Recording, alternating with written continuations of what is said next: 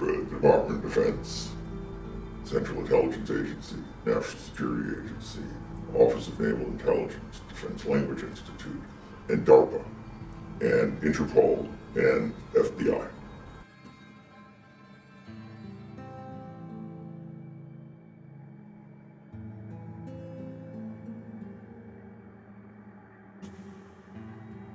August 25th, 1974, NORAD, North American Aerospace Defense Command, was tracking an unknown object over 75,000 feet, then not to 45,000, then to 20, then up, and it was over Mexico, central Mexico. It was zipping around into Texas, Corpus Christi, bouncing all over the place in steps, not a pure linear descent.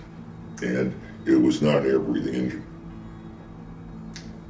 Initial contact was made at over 2,600 miles per hour. Remember, this is 1974, this is not 2013. Suddenly, the object appeared to go below radar. Well, it did, because when it went back to Mexico, now called the zone of silence, it collided with another aircraft, a small private plane. They both went down. Reconnaissance pictures, overflights, satellites saw this crash. So Mexico dispatched a team of soldiers in a truck and a jeep to recover and discover what went on. They arrived, and we were watching this illegally with our own surveillance methods, that there were two vehicles. One was a badly damaged private plane. The other was a moderately damaged UFO, a disc about 15, 16 feet in diameter, about 5 feet in depth or height. And we discovered that all the Mexican soldiers and military were suddenly dead. They were just laying there dead.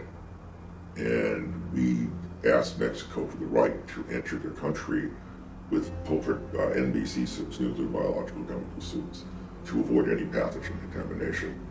And they said no, but we did it anyway. So we dispatched our team, and it was with the help of the CIA. We were monitoring this, and from Fort Bliss, Texas. And they were dispatched, and they found these dead bodies. The private plane was very badly damaged. There were some minor impacts, and the UFO broken. There was some dents in it or holes.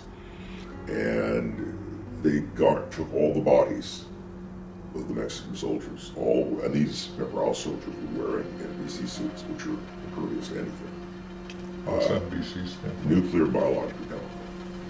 And they gathered up the bodies of the dead soldiers, the trucks, the jeeps, the private plane, what was left of the bodies, the people in the private plane, and they detonated a suitcase nuke. A suitcase nuke is something you can wear like a backpack. So the Soviets have them, we have them. They can be several kilotons. And they detonated this, vaporizing all the material. Now, what's odd, in the news, and I remember this quite vividly, in '74, in late summer, there was that one of our Vela satellites with a nuclear detection program looking down saw a flash in central Mexico in the zone of silence area, indicating a nuclear detonation occurred. There's no nuclear technology in Mexico, in the middle of nowhere. We then took the UFO on a big flatbed, and with whatever's inside, we hauled it off. No one knows where it went. It might have went to, Ray Patterson Air Force Base in Dayton, Ohio. But they think part of it, or whatever bodies, were taken to CDC, Center for Disease Control. Now, what's important about this, the pathogen was so deadly that even being exposed to a small concentration was extremely lethal. Now, this has never been disclosed publicly. There's a book written by Ruben Uriarte called Mexico's Roswell, it's in. There's another book came out by Dr. Robert Wood called Alien Viruses, it's in. But Mexico's Roswell book discussed the suitcase nuke. Dr. Wood's book does not. But it was a news item in late summer of '74. Now, what's interesting, the theory goes, the evidence suggests that the bodies, whatever they were, recovered, extraterrestrial bodies, or EBEs, were taken in, and we tried to develop a biological warfare device from the pathogens that killed the soldiers, because it was so deadly. They had modified for use. In their culturing it and modifying it for work, it apparently diminished its capacity to kill. And the evidence suggests that what became AIDS, HIV, was cultured from an alien DNA pathogen. Now, it's in Gore's story. When AIDS was first acknowledged in the 80s, there was some unusual testing that went on. It made the public. It disappeared. They subjected some of the AIDS virus to 2 billion electron volts in a particle accelerator. That is sufficient to kill any living thing that's ever existed on this planet. What happened to the AIDS virus? Nothing. The energy had no effect on it, which means one of two things.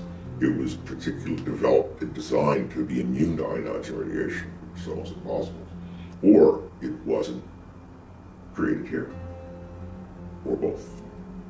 So this makes you wonder that in Ryan Wood's book, Magic Eyes Only, this is discussed, and in Robert Wood's book, Alien Viruses, which just came out, it's also discussed.